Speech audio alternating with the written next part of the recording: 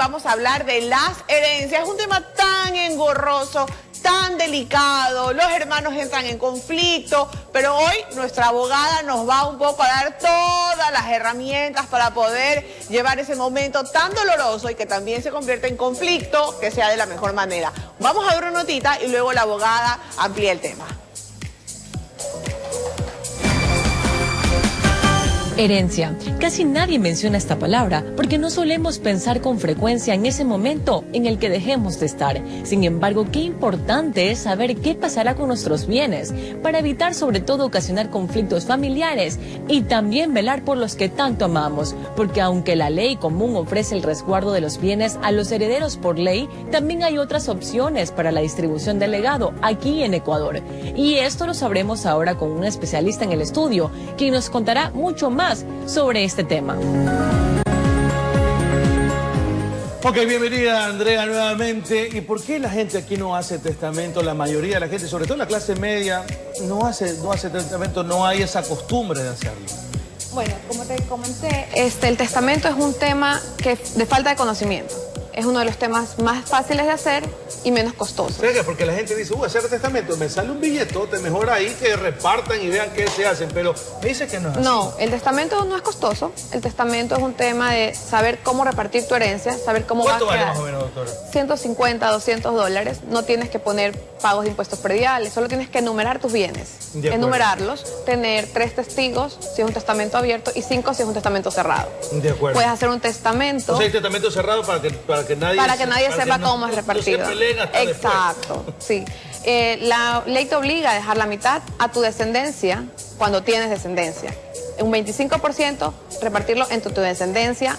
Puede ser más, menos, 10% un hijo, 15% al otro, o en partes iguales, ese otro 25%. Y el otro 25%, que se llama cuarta de libre disposición, se la puedes dejar a cualquier persona, natural o jurídica.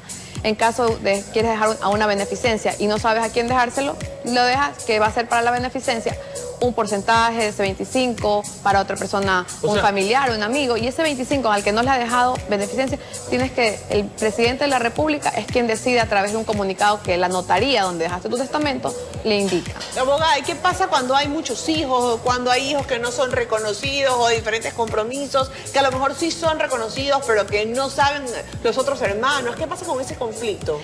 Mira, si no has dejado testamento, la persona que hace la posesión efectiva, porque es una herencia sin testamento, todos los hijos van a ser herederos, pero cada quien puede hacer su posesión efectiva por separado.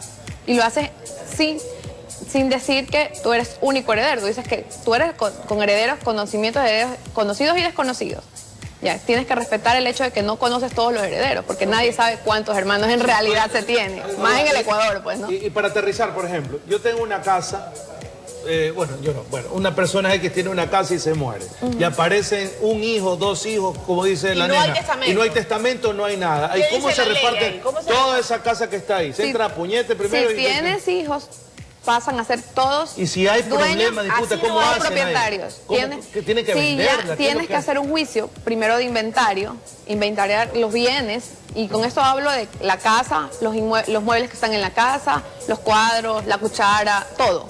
Haces un juicio de inventario ante un juez civil o un juez de la niñez, dependiendo del cantón, porque hay multicompetentes. Haces un juicio de inventario y luego aperturas la sucesión. Entonces, si ya no se ponen de acuerdo, el bien se vende. De acuerdo. Entra un remate judicial, se vende y se reparte el dinero. Todo. ¿Y qué pasa si no hay descendientes y solamente estoy con mi esposa? O es solo, solterito, o viudo. Ahí depende. Si eres soltero y tienes padres, tus padres te heredan. De acuerdo. Si no tienes hijos. Si eres viudo y no tienes hijos, y no tienes padres, te heredan tus hermanos. Ah, ok. Si uno de tus hermanos está fallecido, o tus hermanos ya fallecieron, pero tienes sobrinos, heredan tus sobrinos. Ok, y por ejemplo, ¿Y los si estás casado?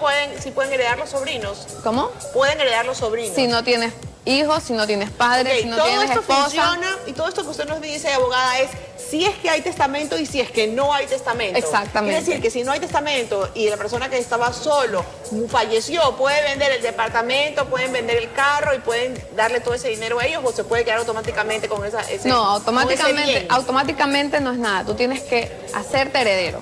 Okay. Alguien muere, tienes que aceptar la herencia o repudiarla. La puedes repudiar. Claro, ponte que tienes más deudas que bienes. Claro. Si tienes más deudas no la puedes aceptar. Y el testamento se lo hace en casa.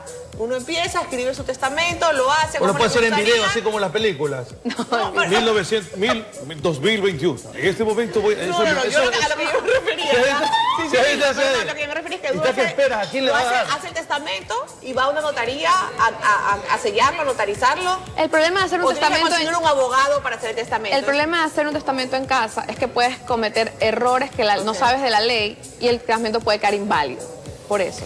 Tú lo puedes hacer, pero siempre asesorado de alguien que te diga, porque les dije, hay asignaciones obligatorias. La de los hijos, la mitad para los hijos en el testamento es obligatoria por ley. Entonces, o para los padres, para poder disponer. Todo depende de qué personas son las que te van a heredar. Perfecto. Por la obligatoriedad de la ley. Ok, o sea que necesitamos una ayuda. Es preferible, sí. Ahora. ¿Y ahora? ¿Las deudas se heredan o no? Se heredan, por supuesto. ¿Todo se hereda? Todo se hereda. Las deudas, obligaciones, tarjetas. Pagos de tarjetas, todo, de carros, todo. de bienes. ¿En serio? Sí, exacto. Por eso tú heredas todo un patrimonio. Deudas y bienes. Por eso cuando uno va a aceptar una herencia dice, ay, mi papá me dejó, pero no sabes si tu papá tenía una deuda sin seguro de desgravamen. Si no tienes seguro de desgravamen, estás chao, cao técnico. A veces el patrimonio es más deudas que bienes.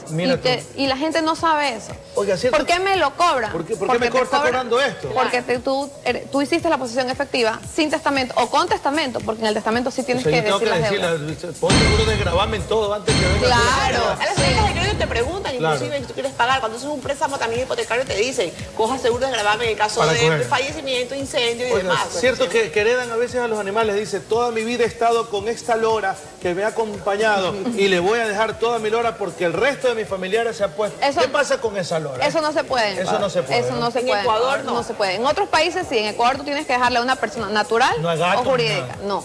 Te puedes dejar el gato a la fundación y a la fundación dejarle la plata el 25% si no tienes, si tienes herederos. Si no tienes, bueno, puedes dejárselo a otra persona. Pero no tienes que tener herederos de ley. Oiga, si tengo sola a mi esposa y están muertos mis padres, se murió, no tengo hijos, no tengo sobrinos, solamente con mi esposa y yo me muero, mi esposa se queda con todo. Tu esposa hereda en ese momento. Todo. Pero si tienes padres... Lo bueno y lo malo.